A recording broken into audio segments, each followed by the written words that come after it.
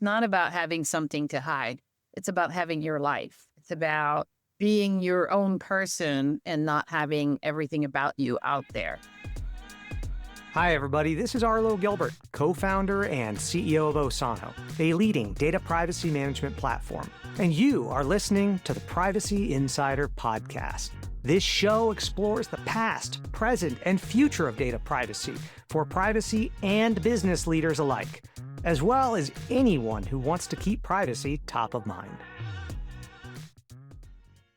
Welcome to the Privacy Insider. My name is Arlo Gilbert. I'm the founder at Osano, but today I'm your host.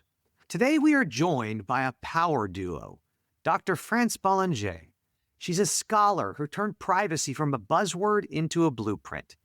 After earning her PhD in information systems, Dr. France Bélanger rocketed through Virginia Tech's ranks to become a university distinguished professor, R.B. Pamplin professor, and Byrd Senior Faculty Fellow, with an H-index of 52 and about 22,000 citations, placing her in Stanford's top 1% of scientists worldwide. France's work keeps raising the bar from multi-level privacy management, revealing how families, teams, and companies co-own data, to mapping the rise of remote work, surveillance tech. And she doesn't lead insights on the page. She co-founded the award-winning Voices of Privacy project, turning cutting-edge research into webisodes and TV tips that the public can use right now. Buckle up. France saw the telework wave coming before Y2K, and she's still steering the privacy conversation today. And the other half of this power duo is Professor Donna Wertalik. Next, get ready for a marketing firecracker with a privacy twist. Professor Donna Wertalik spent 15 years shaping brands like Nestle, Schering-Plough, and Ogilvy before leaping into academia as professor of practice, director of student engagement, and founder of Prism, Virginia Tech's award-winning student social media agency. Under her guidance, Prism has bagged more than 10 national creative trophies, while Donna herself boasts 6 Telly Awards, a stack of Addies, and the title of Bloomberg Businessweek Favorite Professor. Whether she's unpacking digital identity, storytelling, debunking Gen Z's privacy apathy, or showing how micro-influencers can bridge the gap between personalization and trust, Donna delivers monthly privacy tip segments on WDBJ7 with the same infectious energy she brings to the classroom and Voices of Privacy. Get set for a masterclass in brand savvy and data smarts. Donna Wertalik is in the house. Ladies, professors, welcome to the show.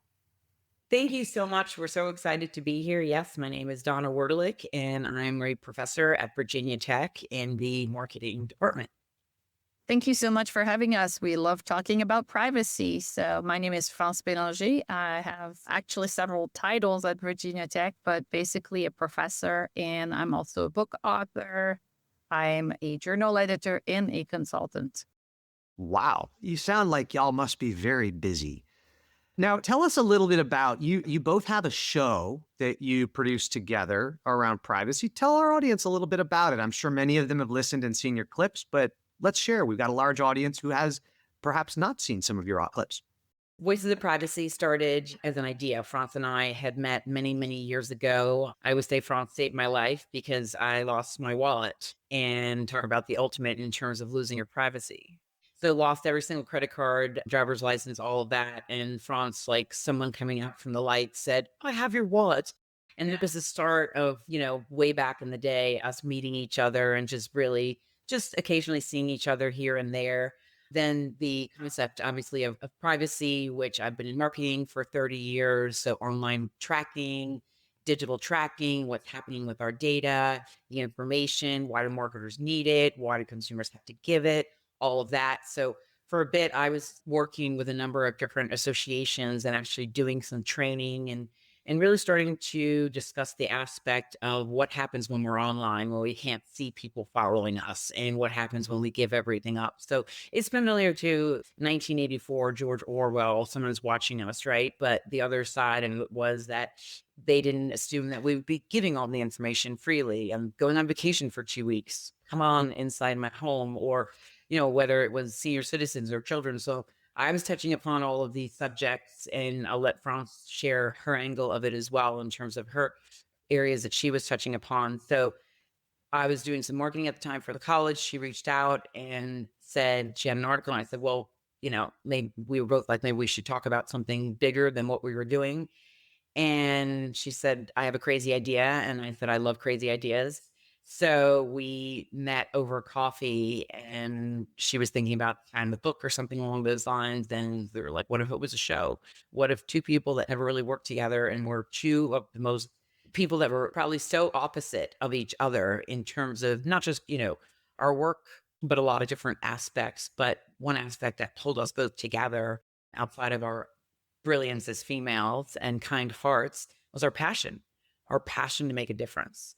And that is how Voices of Privacy came about from my perspective, in terms to make a difference. We are ahead, we feel right now, because the world still is unaware of where everything is going.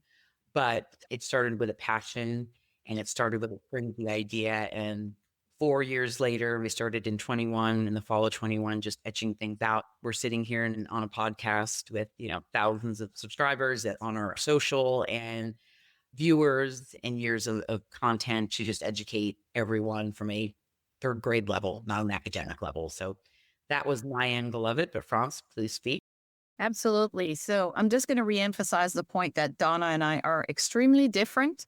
And so Donna is a very marketing oriented person. She was involved in social media from the beginning. I never had a Facebook account. I've always shone from every social media, although I am on LinkedIn for practical reasons, and that's part of the privacy conversation. And here I'm going to show my age. When I first started my career, at first I worked for IBM, and then I was in the telecommunications industry. And then I did that for about 10 years. Then I decided to go into academia, which is the best job in the world. I love what I do. And of course, I brought my telecommunications with me. And my dissertation back in the 90s was on telecommuting or teleworking. And this is way before COVID happened or anything. So I was, saying, okay, people are going to start working remotely. And just to give you an idea, I was comparing, this is just for the older people here, 2400 BPS modem to 9600 bits per second modem. And for those of you who have no clue what that means, if you had a 2400 BPS modem back then to get work, first you push the button and then you go get a copy.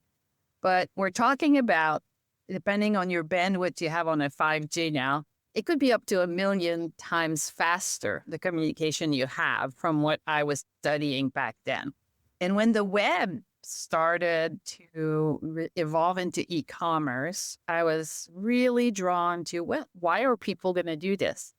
And 3 of the factors that really came out were privacy, security, and trust. And so you have to think this is several decades back, and that started studying privacy. Privacy is a fascinating area because it is not just about the technology. It's not just about even the regulations. It's about the people choices. And so that people aspect, the fact that people have a role to play in privacy, has kept me super interested. And so when I was thinking of this, and after years and years and years of saying, people just don't get it, I said, we need to do something about it. And I knew that Donna had that aspect that I didn't have. Plus, we knew each other, we liked each other. But I was like, she's got that marketing aspect, that social media, that understanding. And really, in many ways, the opposite of what I was fighting for, which is digital tracking. And so it was like, I didn't even hesitate. It was like, she's the person I want to work with. And that's how we ended up creating Voices of Privacy. And since the beginning, it's always been about trying to educate everybody. We're not saying you shouldn't use the web, you shouldn't be online, we shouldn't talk to Arlo because there's a video of us. It's about making decisions. Yeah, and informed choices and informed consent are kind of important. So I have to ask, marketing and privacy they're usually at odds with each other. Did the two of you find that this relationship has sources of conflict because of the two different backgrounds? I'll speak for both of us and say that we respect each other's background and history. So, my background, 30 years in marketing, working for Nestle and working for, all sorts of pharmaceutical products companies. But there was always an aspect within my marketing of advocacy. So, one of my big projects I worked on was Dove Real Beauty. And it was really breaking the seal of what women felt were perfection. So that kind of got me on the advocacy route in terms of we need to put out marketing that's real, that's authentic versus really, really impacting at the time young girls' lives and, creating all sorts of things. So as we've watched, and we were the first ones to, at the college, et cetera, to launch social and all the platforms because we need to be there. That's where our generational cohort were coming in. They expect us to have that education, especially in the marketing department field. So that's what I primarily focus on. But seeing, it was a little bit over a decade ago, I think I started to present to the Virginia Tech football team. And it was about curating for good. What kind of content can you put out there that if you saw or your child or your grandchild saw would really make you proud? So it's not about going off camera, it's being on and being very intentional. I have learned more than a lifetime of insights from France. I find myself absolutely honored. I respect France so much. She is a global scholar. She is a confidant. I learn from her every single day. And I think we have more fun than back and forth. It's like, oh, I didn't know that. Oh, okay, that's good. So it really is. And I think it's because we are the right people to do it. And other people, I think they might come from different angles, but we really are trying to do the same thing. We have the same goal. So I think that helps. But France, obviously. That's amazing. And I have to say, I remember that Dove campaign so vividly. It was really groundbreaking. It was the first time that any beauty company had ever gone out, well, at least to my knowledge, that a beauty company with that kind of reach had gone outside of the standard of what do you see on the cover of the magazine? Does that represent reality or does it represent some distorted story that we're telling? I love that. So you're definitely one of the good marketers using your powers for good, not for evil. That's wonderful.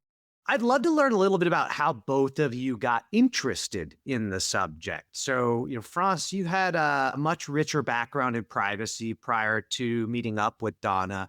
Was there anything in your background that got you excited about privacy to start with?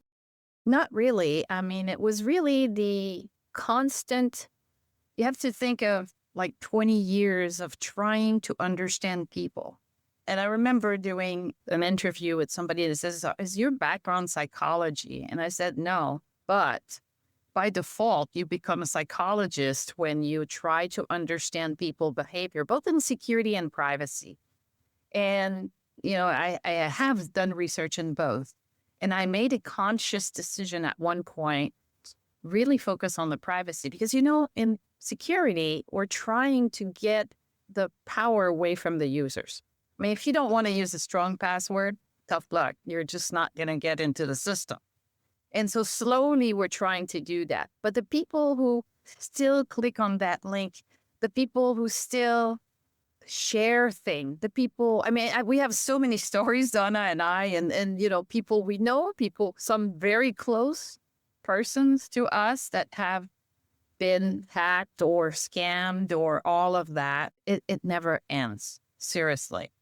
And so that's when I made the decision. I said, we have to really focus understanding the people. And also, and I'll just bring this very temporarily, is the aspect of the organization. What I've seen in organizations 20 years ago in cybersecurity, where it was nobody knew, and now they're starting to know. In the privacy world, they don't know right now. It is completely, I call it the Wild West, because they don't know. They don't know what they have and the power. And I'm sure you're going to talk about technology soon, but the power of the technology to collect more and more and more data, to process data, for people not to know that it's being collected. All of that, it's getting into this organization. Some are consciously thinking about, oh, now we really have to be, good stewards of that. Others don't even know what they have. And yet others are like, oh, how can we use that? But that world is really the Wild West right now to me. So I didn't quite answer your question about why I got into this, but I can tell you why I'm passionate about it. Fair enough. I think that all that matters is that it's the authentic you. So I'm really curious, it's a long time for it to still be the Wild West, because it sounds like we all got online around the same era. And back then they were calling it the Wild West. And then 10 years later, they were calling it the Wild West. Do we have any hope that this will not be the Wild West someday soon? And I mean, it's interesting. There was a stat actually released today. MIT did a survey with everyone using AI, and our competency scores and creativity scores went down about 83% because now we have machines thinking for us. And it's a fear. It's quite fearful. So I think the Wild West gets wilder. I honestly do. And I think that we still, as Franz mentioned, still don't have a foundational understanding of companies that they don't have to do it, right? And that's one of the biggest things that we saw earlier this year with Google and browsers. And okay, you're going to just choose one time and say on this browser, I don't want anyone tracking. And then all of a sudden, oh no, we're not going to do it. Now you still, so they're still asking for consumer behavior changes in this. And that's right. Consumer behavior, psychology, it's asking people to take a pause, to stop and say, here's a pop-up. What do I do? Versus mentally, we're conditioned almost from the days of banner ads to be like, click it away, click it away, click it away. So it kind of serves as that thing. So do we need a different prompt for consumers to understand how important it is? Because it really is. It's going to come from an integrated source. It's going to come from educators. It's going to come from policy. It's going to come from families and students, everyone really embracing this, but understanding, that they do have the power, but they need to take that power over quickly before other things occur. And we've seen them. So I think from my perspective, I think it's getting wilder. Yeah. So are we going to be able to make a difference? And I don't know if we're going to be able to, but we're not going to stop. So that's the one thing I can say. We do believe that, if you look at the old movies and you see all the science fiction about people talking to their watches and numbering way back here, or, the data and you can't walk on the street without being recognized, we're pretty much there.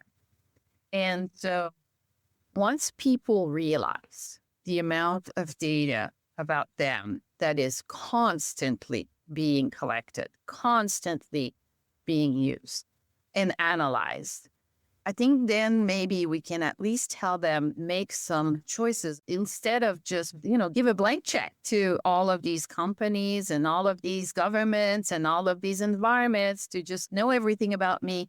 I don't care. Typical answer, I don't have anything to hide. It's not about having something to hide. It's about having your life. It's about, being your own person and not having everything about you out there. We can get there, but it's a complicated effort that, as Donna was saying, is realty multi-pronged. It needs to come from the organizations producing the product, probably more or better regulation, and the people really having that understanding that they still don't have. Amazing. When you look back at the history of the internet, when we think about the path that took us here, my memory is that when we began, the internet was a pretty open, safe, fair place. There wasn't really anything that could be collected about you other than perhaps a username and a password, or maybe they wanted to know your birth date so they could, show you a graphic on the website on your birthday or something along those lines. It was always so innocent. And we were all trained that it was safe and okay to fill these things out. It was open. And we had a guest some time ago where we talked about the way that marketing has very effectively used signals across lots of different things to be able to cross-correlate identity. So we often talk to people and they say, well, for example, maybe my zip code, right? That's not personal information. My zip code, there are thousands and thousands of people who live here. We said, yeah, okay. And then you went to another website and they asked you for your last name and your date of birth. And then it turns out that one company bought both of those websites. Now they know your zip code, your date of birth, and your name. They definitely know exactly where you live. They know what you order. It's this amazing ecosystem that it feels like it almost sprung out accidentally of, solving problems around, well, I need to make money on this website that it costs me a lot of money to host. So I need to run some banners. Oh no, the banner prices are going down. Well, this company's offering better banner prices. I'll use them, right? And it became this slippery slope that somehow has gotten us to the point now where if you've ever spoken online, if you've ever been on a video, the AI can now clone you and call your family and pretend to be you. It's really amazing how we've gotten here. So I'd love to talk a little bit about your specific work. So, France, you've spent a great deal of time in academia talking about privacy. And I guess the first question that really comes to mind whenever I hear talk about teaching of privacy, how do you deal with all the apathy? Because there are a lot of people who say, hey, I don't mind sharing my name or I don't mind sharing my email. But often what we hear is, I don't like it, but they've kind of won. The game's over.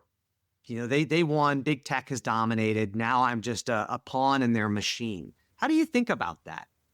Well, so from an educational point of view, I'm a big fan of what's called learner-centered education. And so from an education point of view, you have to make them do things. And so one of the initiatives that actually was Donna's idea, we have created these videos where students are forced to go and do something. Like, go watch this, how to fix my settings on my phone. Go watch how to do my Facebook, settings. And so when people do it, it's easier to train them after they've done it to see what is there, right? To see what the issues are, to see the choices they have. So I'm very much of a fan of let's get them into some, we call them learning activities, and then we'll explain the reasoning behind.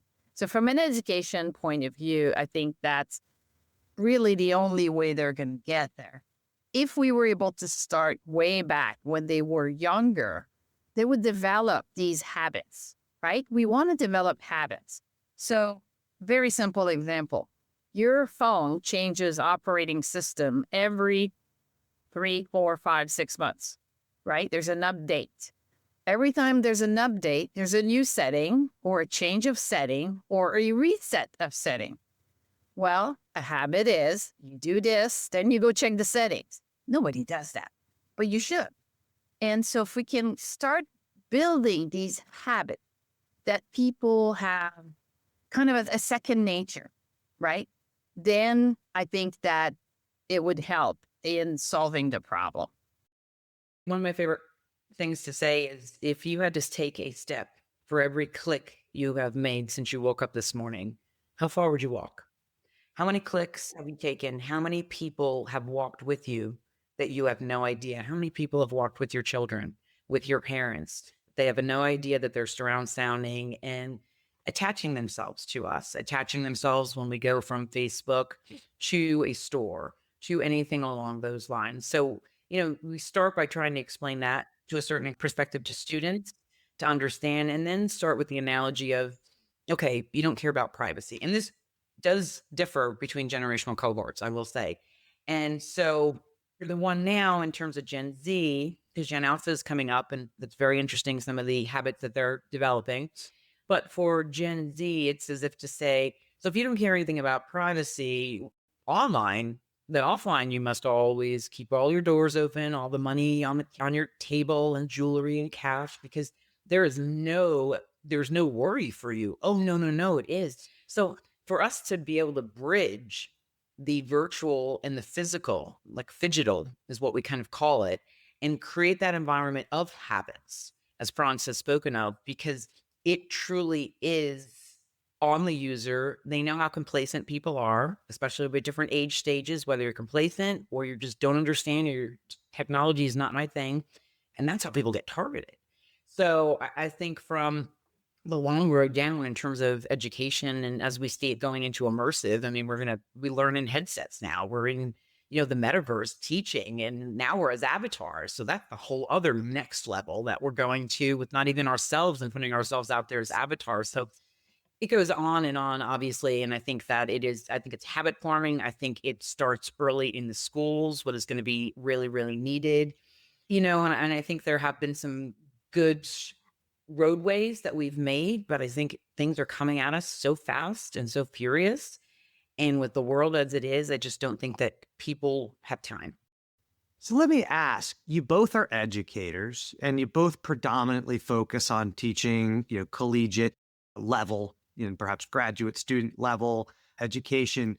But it sounds like both of you are saying that this has to start a lot earlier. Because I know that by the time I got to college, I had a lot of formed habits already that I wasn't going to change. And now at a much, much later age, it's even harder to change who I am. So if you both are talking about earlier education, how do you make that happen? Because it seems like that's a lot of people and a lot of minds to change, and perhaps even getting support of educational institutions and districts and counties and countries. How do you approach that? Where do you start? I think we start by convincing. You have to convince the school systems of the importance of doing this. But it really starts with the parents. When the parents demand it, I think it's got more of a chance to happen. And unfortunately, before they demand it, parents need to understand the issues. And so one of our episodes was on sharenting. Sharenting is parents sharing all these pictures and information about their children online, like on Instagram. And I don't know how many parents I've talked to, they don't realize that their photos have tagging information with them. So if I start posting a picture of my child at the playground, I don't know, once a week, and so every Tuesday, this child is at that playground, I've just given a lot of information to somebody out there. And this is on top of all the issues of, bullying and, that can happen and all of that from having these pictures. But even just the information they're sharing about their child. And there's also a marketing side. Well, the marketing people are also collecting this information about, the children and building life profiles of children. And they'll follow them till later in life. But just from a security point of view, to have all of that posted there. So if parents, for various reasons, some that are because they think it's good, others that are self-oriented, are doing all of that, well, we need to educate the parents first so that they say, we do need to do something for our children to start understanding it's about the value of data, right? Once they understand the value of data, and we need to give them tools for, protective settings, I think we're going to make a step in the direction. So we've already contacted schools. We've already talked to some county, but we need a very broad effort for this to happen, which of course would need to be supported in many ways because we only have 24 hours a day each still, not quite to do the privacy. But yeah, this is something we believe in, that it needs to start very early, understand the value of data, understand the basics of protection, and to not give up. And if you also look at it too, just tagging on to this, some companies have encouraged us to share. So even if you look at Google, Google does a great campaign of, a dad and his daughter. And from the very start, and every day they take a picture, right? And at the end, it's this beautiful commercial of this relationship this father and daughter had for so long. So they're encouraging people to do that, which is memories, which is fine. But then it goes back, Arlo, to your point where you were saying, when web started, everyone was like, oh, it's a safe space. It's okay. And then you add on to that, oh, it's a social media space. It's just my friends that are seeing this. And you're never imagining the quiet stalkers, the people that are just watching your photos and looking at everything. We have shown there's a great PSA, public service announcement video out of UK called Without Consent. And it will scare the dallies out of you because it really showcases, it AI ages up a girl from 5 years old to 18 and everything that happened to her life because her parents put her online. and it was very simple things. So, and it's a really scary world, and we don't want to go out and promote with fear. But some of the things that we have seen behind the scenes, and these are children, really fires us up. So we need, whether it's policy and or school policies or corporations being held further. We know years ago that, Mark Zuckerberg was on, with Senate. And that was more mind blowing, I think, than anything else, because they were not understanding even what social media was. And it was kind of like we have this amazing Senate, right? You grow up, you believe in all of this, and they're not even understanding what data is or is not shared. And it kind of put us in a position of, how we're governed. They don't even understand the technologies. How can they help us or help the company? So that was a big eye opening, I think. I remember that so well. In fact, that was one of the inspirations for me to start Osano, was watching that exact Senate conversation. I remember so vividly thinking, these people are very educated, and the vast majority of them are attorneys. And the way they're describing the technology really shows an absence of understanding of the foundations of it. That's kind of scary. How do we get legislature to pass meaningful laws when they don't understand the concepts underneath it, and they instead rely upon the face of the largest social media organizations and ad companies to largely come in and tell them how it all works? One thing you mentioned that we haven't talked a lot about, Donna, and I'd love to hear both of your thoughts on it. You talked about the generational differences. Now, we all know I'm Gen X, and we have lots of snark, and we don't trust the world, and we don't trust the government, and we all apparently like to hold boomboxes over our heads when we're being romantic. But you go beyond Gen X and you go to Gen Z, Gen Alpha. How do you see those generations behaving differently with regards to their view about privacy and their understanding and desire for privacy? I'll just say, from some of the things that I've seen. So some, even when you look at millennials, and they were always knocked for millennials want this and millennials want that. And now those millennials are parents, and some of the millennial parents are the ones with masks over their kids' faces, and they're not sharing things. So has that turned in that sense? And then when you see Gen Z, and there's a break in the generational cohort, even within Gen Z, a 25 versus a 19-year-old that may both be in Gen Z could act very, very differently because of the world that they've grown up in, et cetera. But I think it's really interesting when I feel like Gen Z is a society that wants to be shown, right? They want to show up. They want to say, this is my life. This is the highlight reel. Everything is great. I vacation all the time. I travel. It's that one upping each other, which I think is, and constantly tracked. And then some of the things we're seeing early on, I mean, Gen A, I think the oldest is in 6th grade or 7th grade at this point, maybe something along those lines, but I don't know if I want to be tracked all the time. Maybe I want a dumb phone. I want a phone that just calls and takes pictures and I can text, because why should somebody know where I am all the time? That's creepy.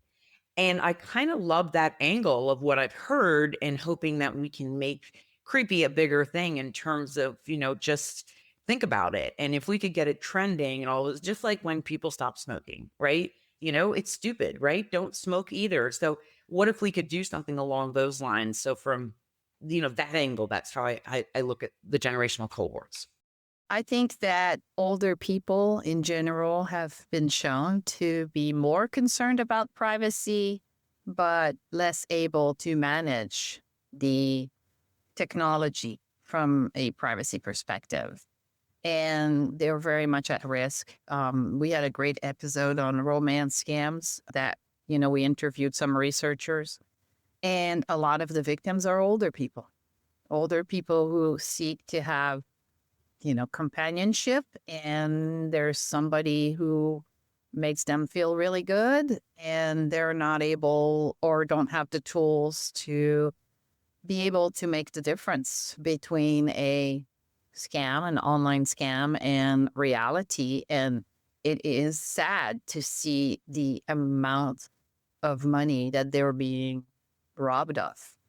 And yet they're the ones who, when you look at surveys, say they're the most concerned about privacy. But, it's nice to be concerned, but you need the tools. You need to have the abilities, the knowledge to be able to do something about it. Agreed. Now, we know one thing about technology companies is that when they want to make something easy, they're very, very good at making it easy. So the fact that these settings, for example, looking at your iPhone or your Android device or managing your browser preferences, these are never front and center. They're never the first button. They're never the call to action. It's always a secondary thing. And I can only imagine how difficult it must be to be in your 70s or 80s and you're trying to catch up with technology and they're kind of playing this game of, hide the button, right? Always telling you have power, but you're going to have to go navigate 42 menus. And like you said, on every single operating system update, you have to go do it again. It is scary. And we all know somebody who has been impacted in that way. I mean, I have family members who have been taken by, for relatively small dollars by, somebody who wanted medical help or, I want to come visit you, but I can't afford the plane ticket, those kinds of things. And it's really terrifying. So when we think about the privacy world and technology, one of the core themes seems to be that marketing is responsible for a lot of the bad stuff that we're dealing with. But I'm really interested to hear from both of you about what is it that keeps you up at night? Because now we've got AI, there's always new techniques, there's always new tools available to marketing and sales and technology companies, and then they're developing faster than we can keep up with, quite honestly. What is it that keeps the two of you up at night in terms of the future of technology and how it's changing? Is there anything you see that gets you excited? Is there anything you see that gets you worried? So every technology that has, after many decades of being in this, there's always the first scared, and there's it gets normalized into everything. And then it's used usually kind of as a counterbalance. And like AI is similar, right? So AI has a lot of privacy issues. I mean, scraping of our data that we never agreed to let any companies use. All of the things we were talking about before, Arlo, where, you can pretend to be somebody so easily, all the deep fakes, everything like that. Very, very scary. At the same time, there are some efforts to use the AI to help, recognize, boom, alert, this is a scam. Boom, this person's not real. So there are efforts to do that. I'm concerned, from like my personal point of view, is that we are at a point where the surveillance is literally everywhere. And so it sounds bad, but when I walk into a room, I spot all the cameras now. It's just, I don't even think about it, but I spot where all the cameras are. Maybe because of what I do. Not that I have nothing to hide, but do I really want people to know how long I was at the coffee shop and how long it took me to park my car properly in the parking spot or all of these things? No, I don't want that, but I don't have a choice. And, we go back to this idea of choice. There are things I can choose. I can choose not to have a Facebook account. I can choose not to say on LinkedIn that, oh, by the way, I'm going to this in the next 3 weeks. It's my choice to be careful.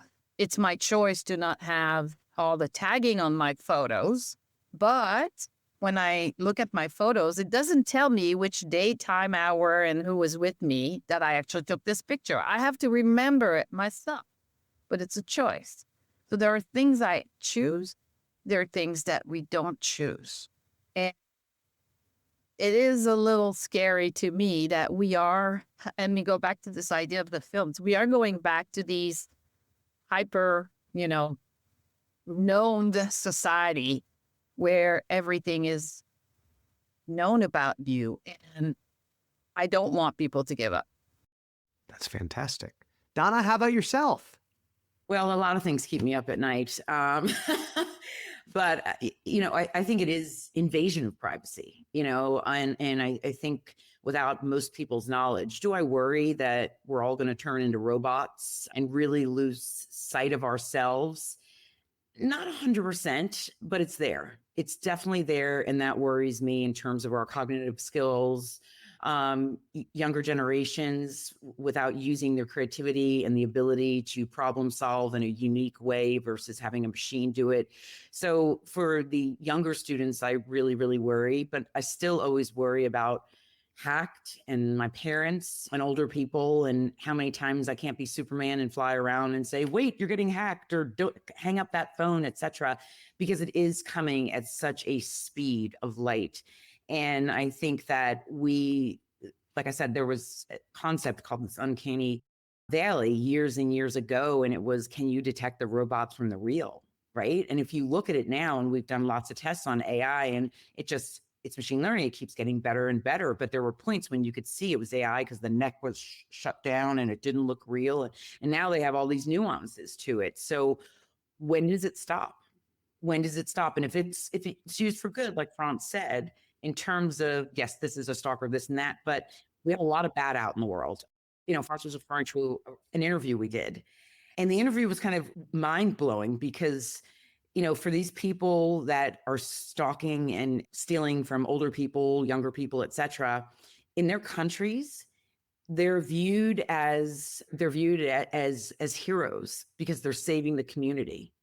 So it's the Robin Hood concept, taking from the rich and giving to the poor. So there's police that do nothing in their countries, priests that support them.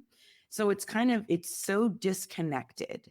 And it is such a world where we only look at it from the US lens. If we looked globally, and if more people knew globally who was on the other side of that phone or on that computer, it would blow their mind. It really would. Well, so we talked about global, and that's a key word here. We've seen some countries that have really, or some regions, I should say, that have made privacy a true human right, a foundation of being a citizen. And of course, we're talking about the European GDPR. They were bold in those steps, and they have created a lot of change in the world as a result of their European approach. Do you think that we have much chance in America of being able to institute some level of privacy rights in the same way that our European counterparts so wonderfully have now? We have had multiple administrations. We've seen this discussed across both the left and the right. It seems like an area where there's consensus. However, we now see bills being floated that will eliminate all regulation of AI for the next 10 years and preempt state rights. My reading is there's still a little bit of a lack of clarity on whether that means that states can actually enforce any of their privacy regulations against companies who are leveraging these tools and the companies that are developing the models. I'm just really curious. The two of you spent so much time looking at these things, thinking about education and thinking about the global approach. Do we have any hope in America? I think right now it's a pretty scary time because I think we are seeing some rollback of some progress. I think the states are fighting back. I don't know that we have the momentum to reach the GDPR level, but there are a lot of people trying to push for privacy in the country. I think as long as people see privacy as a hindrance, as opposed to being part of value, it's going to be harder. If they step back and think of, not that, oh, if I have privacy, it stops me from doing things because I have to keep things private, but they find a better way to leverage that, I think that it would be more positive and more likely outcomes. Now, I do want to comment on these laws, though, because if you think of GDPR, lots of great things in GDPR, privacy viewed as a human right. All these cookie messages that we all see now that really annoy us come from GDPR. And so the problem is, even if you have the ideas for the laws, how they're implemented can be problematic. And so the idea of GDPR with the cookies was to give everybody more knowledge because people didn't understand what cookies were, still don't, but anyway. And to give that idea that, well, you get to pick what is shared, right? And that's fine. But the way it's implemented is accept all or reject all. And we know that reject all in the minds of people means I won't have access to everything I want on the website. And so the real solution is to click manage, and then to usually the good sites, when you click manage, will have everything turned off by default except necessary, and then you click confirm. But that's an extra step that I have to do every single time I go to a website. Whereas if I just click accept all, it's done. So what have we created by having this law? We've created even more people voluntarily agreeing to give companies everything, right? I have another example, which is when there's a law called COPA, Children Online Privacy Protection Act, not allowed to collect information from children below the age of 13. Many US companies have been fined under that law, but the implementation is you need to be 13 to use this site. Click here that you are 13. Well, of course, my 10-year-old or, whatever wants to play a game is going to click there. So we've got these things happening, and it's at the implementation level. That's why I say it needs to be, I'm going to go back to what Donna said way earlier. It needs to be multi-pronged. We need to have companies embed privacy. We need to have the regulations. We need to have systems to value that, to understand, and we need to educate people. And as you talk about global, the other thing is we have to understand that privacy is not understood the same way everywhere. There are many countries where in the language, the word doesn't even exist. So I speak a couple languages, and there's some of them where the word privacy is not a word per se. You can say private space, you can say private something, but privacy itself doesn't exist. And in some communities, particularly like in Africa, where they have these very collectivist societies, like Ubuntu, where the self doesn't exist, right? You exist as part of a community for the good of the community. And so their privacy cannot even be measured, evaluated. So we need to think about this in a much broader picture about protecting the people. In the end, it's about protection of people. And in this case, it's protection of their information. So I know I went a little bit on a tangent there, but it's something that I'm quite passionate about. And we talk about often. I mean, we've talked with senators, we've talked to other policymakers in terms of how this can be changed. And, you get really passionate, I think, and you're thinking, okay, we're going to do a movement, we're going to do this. And then a small product, which it's a kid's product, right? Who's looking at it? Who cares? And you're supposed to be 9 to use it, but parents put kids on it, 3, 4, wherever it is. It's called Roblox. And it's having them build all these cities and all these worlds, and it's tracking every single bit of data. I actually had a friend that sent a text, and she's like, should my kid not be on this? And I'm like, not really. And so when you're trying to create policies, but then you have these companies that are teaching young ones to build and to be, to just dream, which is amazing, but on their data and their information. I think if consumers looked at it from a functional habit and said, my privacy is like my kidney. If someone asked me, can I have your kidney? I'd have to really think about that, right? And say, who is it? Why do they need it? Are they this or they that? But we don't have those pauses. And we're a very time poor society. And they're very different around the world in terms of how they view time, how they do things private, how they advertise, how they market. It's quite different. And there's a reason why the US, I think, is where it's at. But there's a lot of US, global companies that operate in the US that have to adhere to GDPR. So maybe the more we get, but I don't think we're anywhere close, sadly. Yeah, I would agree with both of you. And it sounds like you know a lot more about this than me. So I'm going to go ahead and take your word as the gospel here. So we've taken a bit of time talking about a number of topics. And one of the things we always like to do is just remember that behind these big brains are real people. And, we talk a lot about privacy in kind of a finger wagging way oftentimes, right? Here's what you should do. Here's what you should do. Here's what you should do. But the truth is we're human. And, even though we might spend our days thinking about the depths of the data and the problems and the challenges, we're still people who want to go and share a picture or, track our health. So I'm really curious for both of you, are there any, for lack of a better word, guilty pleasures that you like to indulge in that perhaps don't support your own worldviews of privacy? Well, I'll just say that from my professional career, I'm a marketer. And so just by default, I am on most of the platforms. I have my settings saved and I watch that very carefully. But I don't think there's ever a day that I don't pause myself and think, wait a minute, should I be doing that? Should I be doing this? Whether it's even a phone that's sitting next to you and recording everything, or the prompt from my Alexa, which I'm sure she'll hear right now, saying, do you want to move to the next one, which has a whole onslaught of privacy aspects. You find yourself, you go into regular consumer mode, I think, and you're like, oh, let me just check this. You slip. And I think it's just, you can be as good as you can be.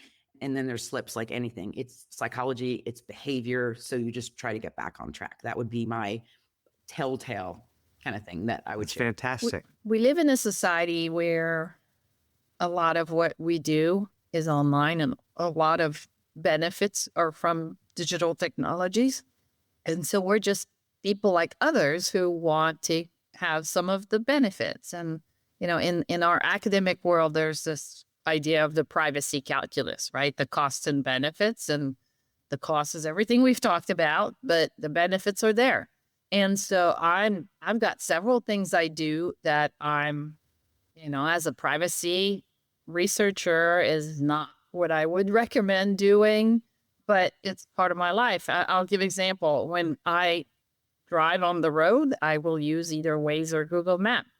Well, that means those apps know a lot about where I'm at on this day today. Now, I personally always give my neighbors addresses and I switch it every time. So I never leave from the same address. That's just, something I do to little protection. But they know that I go to the Roanoke Airport in Virginia a lot. And so that, is a lot of information about me.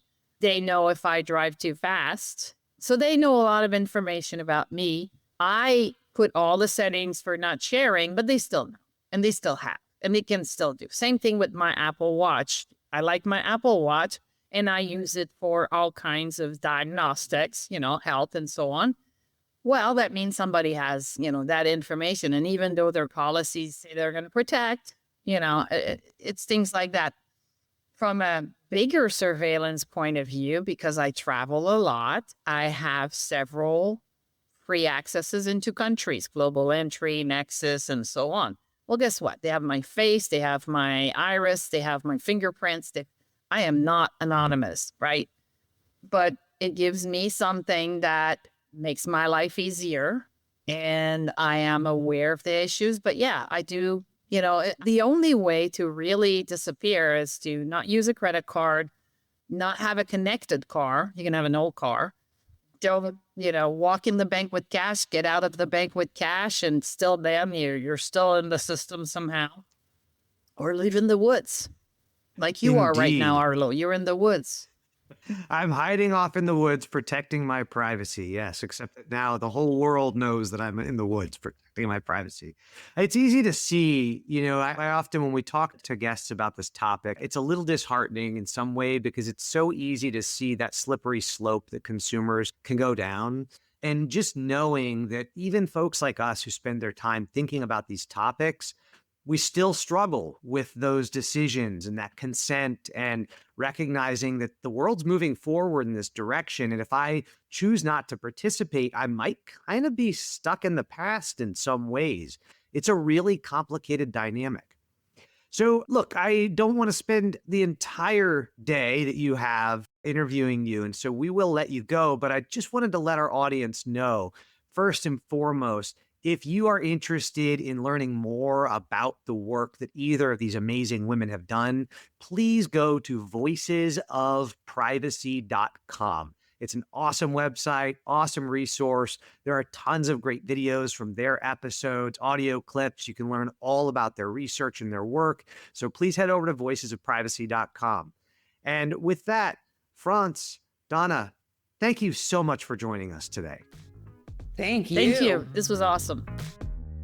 Thank you for listening to this episode of the Privacy Insider Podcast. You can find a full transcript of this episode and any show notes at osano.com. That's www.osano.com. And while you're there, get access to an excerpt of my book, The Privacy Insider: How to Embrace Data Privacy and Join the Next Wave of Trusted Brands, which is now available on Amazon for purchase. Until next month, take care. And remember, data privacy is a fundamental human right, y'all.